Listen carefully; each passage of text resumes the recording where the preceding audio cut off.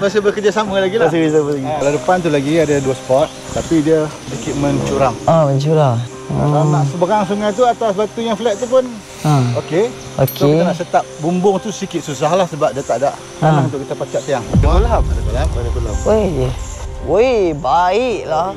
Cik Man, kalau nak tangkap ikan kat mana? Sini boleh, tapi ikan dia tak besar. Dulu besar. Bila kepala air dah sapu, lubuk-lubuk dia dah berubah. Ikan-ikan dah tak ada tempat. Kira kepala air besar lah. Besar, sangat besar. Maksudnya sebelum kepala air tu memang tempat dia memang sangat cantik. Nampak roughly macam boleh, macam tak boleh. Dia separuh-separuh lah. Kita kalau lepas ni, maksudnya kita boleh lepas kat mana-mana negara. As long bagi kat kita parang dengan tali. Kita boleh survive. Lepas tu kita start projek kita dengan masuk ke dalam hutan ni. Sangatlah seram walaupun time tu time tengah hari. But setiap kali saya nampak kiri dan kanan gunung, saya akan rasa seram. Sebab ada benda besar daripada kita kat kiri dengan kanan kita. Bagi saya lah, saya rasa macam seram gila. Dan bila kita jalan, kita berjalan dalam 10-15 minit, kita berjalan. Pop, kita jumpa someone kat dalam tu.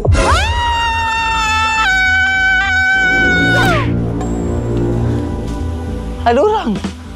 Hai, kau buat apa dalam ni? Mandi latar. Ramai ke datang sini mandi latar? Ni pun sebab tempat ni dulu cantik, lepas tu dah palayak. Palayak. Hujung tu ada itu je. Tapi ada perempuan tu. Kami tunggu perempuan tu. Tak apa-apa pun. Tak apa-apa, nak mandi pun. Ikan tempat. Jauh kan tau. Itulah, saya nak survive dengan tali dan pisau sahaja dalam hutan ni. Boleh tak? Makan.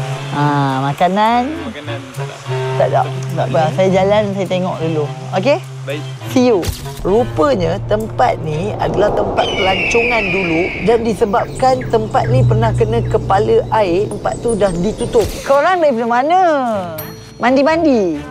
Baik. Macam mana? Kita nak buat atas ke bawah? Kita kat atas. Kita orang kan naik sampai atas kan tadi. Korang berdua kan duduk kat bawah. Apa tu?